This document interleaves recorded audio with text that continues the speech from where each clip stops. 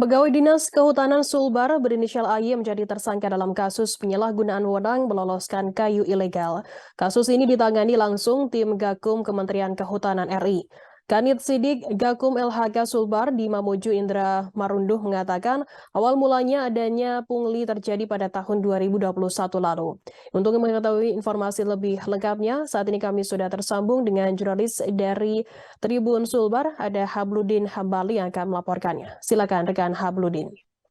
Ya, betul sekali rekan Firda di video dalam bahwa salah satu oknum pegawai di Dinas Kehutanan Provinsi Sulawesi Barat menjadi tersangka penyalahgunaan wewenang dalam bisnis kayu ilegal yang terjadi di Provinsi Sulawesi Barat, di mana oknum pegawai Dinas Kehutanan ini meloloskan kayu ilegal yang akan dibawa keluar dari Provinsi Sulawesi Barat.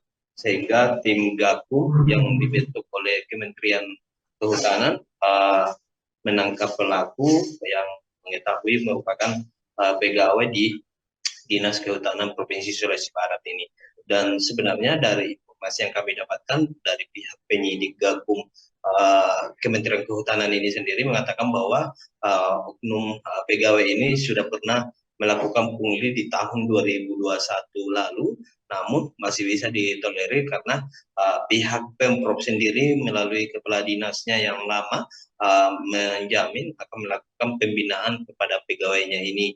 Namun pada saat pergantian kepala dinas yang baru, pelaku ini ataupun oknum AY yang merupakan pegawai di Dinas Kehutanan Provinsi Sulawesi Barat ini melakukan aksi kembali dengan melakukan penyalahgunaan wewenang dengan adanya kayu ilegal yang sempat ditangkap di Kabupaten Polman, di tepatnya Provinsi Sulawesi Barat, sehingga pelaku ditetapkan sebagai tersangka penyalahgunaan wewenang di proses kasus illegal logging yang terjadi di Provinsi Sulawesi Barat.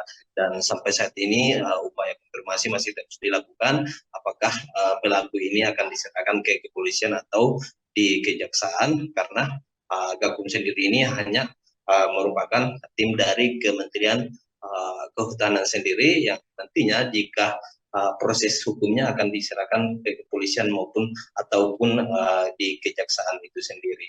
Nah, sampai saat ini pihak dinas juga masih melakukan penelusuran apa dan bagaimana penyebab sehingga salah satu pegawai di Dinas Kehutanan Provinsi Sulawesi Barat ini menjadi tersangka dalam kasus ilegal yang kayu ilegal yang terjadi di Provinsi Sulawesi Barat ini.